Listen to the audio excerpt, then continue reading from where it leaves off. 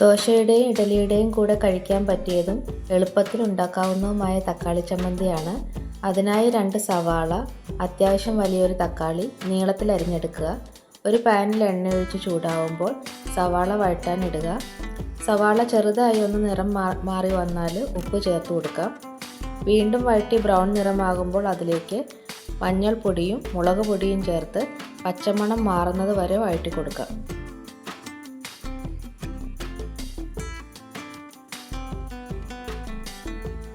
പൊടികളുടെ പച്ചമണം മാറിക്കഴിഞ്ഞാൽ തക്കാളി ചേർത്ത് കൊടുക്കാം.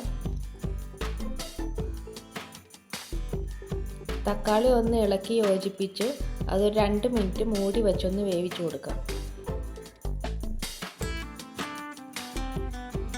ഇടയ്ക്ക് തുറന്ന് ഒന്ന് ഇളക്കിയ ശേഷം വീണ്ടും മൂടി വെച്ച് വേവിക്കാം.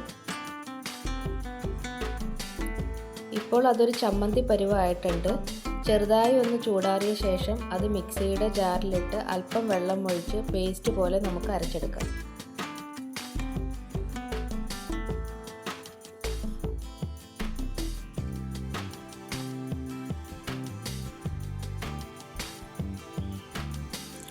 ഈ പേസ്റ്റ് വീണ്ടും അതേ പാനിൽ തന്നെ ഒഴിച്ച് ലോ ഫ്ലെയിമിൽ ചൂടാക്കി എടുക്കുക.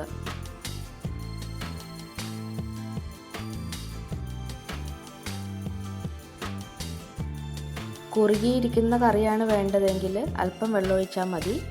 ഇത്തിരി ലൂസായിട്ടാണ് വേണ്ടതെങ്കിൽ ആവശ്യത്തിന് വെള്ളം ചേർത്ത് ഈ സമയത്ത് ചെറിയ ബബിൾസ് വരുമ്പോൾ ഗ്യാസ് ഓഫ് ചെയ്യാം.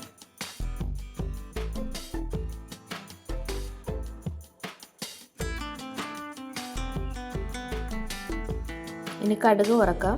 കടുക് വറക്കണതിന് കൂടുതലൊന്നും ചേർക്കണ്ട. കടുകും വേപ്പിലയും മാത്രം ഉപയോഗിച്ച് നമുക്ക് വറുത്തിടാം.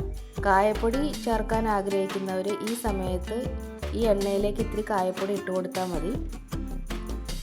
ഈ സമയത്ത് ഉപ്പ് വേണമെങ്കിൽ ആവശ്യമുണ്ടെങ്കിൽ ഈ സമയത്ത് വേണം കേട്ടോ അത് ചേർത്ത് കൊടുക്കാനായിട്ട്. Thank you.